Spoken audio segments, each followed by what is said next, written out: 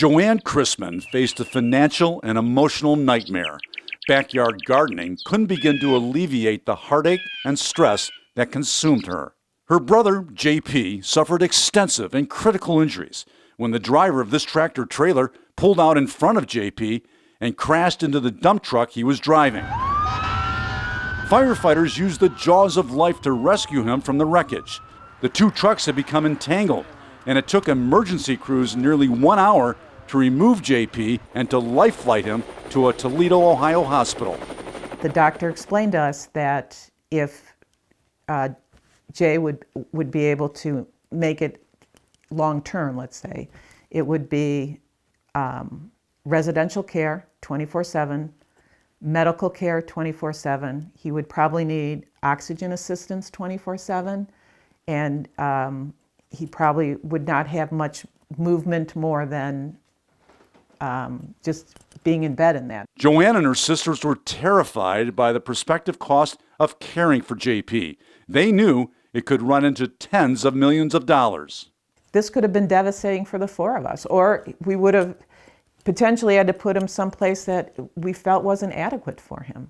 They were told about Andy Young, a Cleveland attorney widely regarded as a national truck safety expert.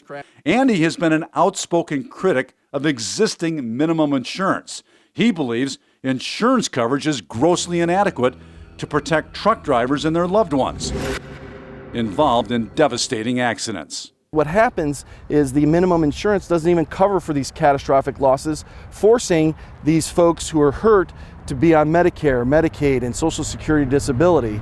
Taxpayers often pick up the tab in these catastrophic crashes when insurance fails to cover the losses. Young is calling for Congress to change the law.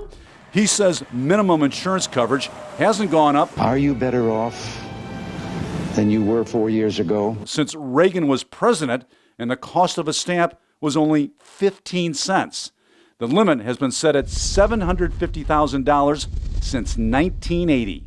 Those truck drivers have both been killed, and they've had catastrophic injuries that have taken them out of the workplace forever. The insurance minimums don't take care of these families, and that's the reality of it. JP fought to stay alive for 20 days. Injuries to his battered body included respiratory and kidney failure, broken bones, removal of his spleen, and 3 abdominal operations. JP's sister, a CPA, scoffed at the insurance minimum. That wouldn't even cover the medical bills that we were responsible for. Luckily for the family, the at-fault company had $2 million in coverage. In addition, JP was single with no dependents. If there is a truck driver killed with a spouse and dependent children, insurance minimums are not going to take care of that family.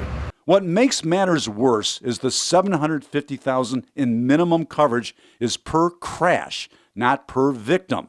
So if 8 people are injured or killed in a single accident, that's less than a meager $100,000 per victim. The insurance minimums don't cover for today's wages, today's medical bills, today's pain and suffering and losses that people experience. Congress hasn't changed the insurance limit since 1980. At that time, members of Congress noted limits should be routinely updated. But the insurance lobby continues to fund efforts opposing an increase. Truck safety experts like Andy Young say it's time to set aside special interest and protect truckers by raising the insurance minimum for the first time in 4 decades.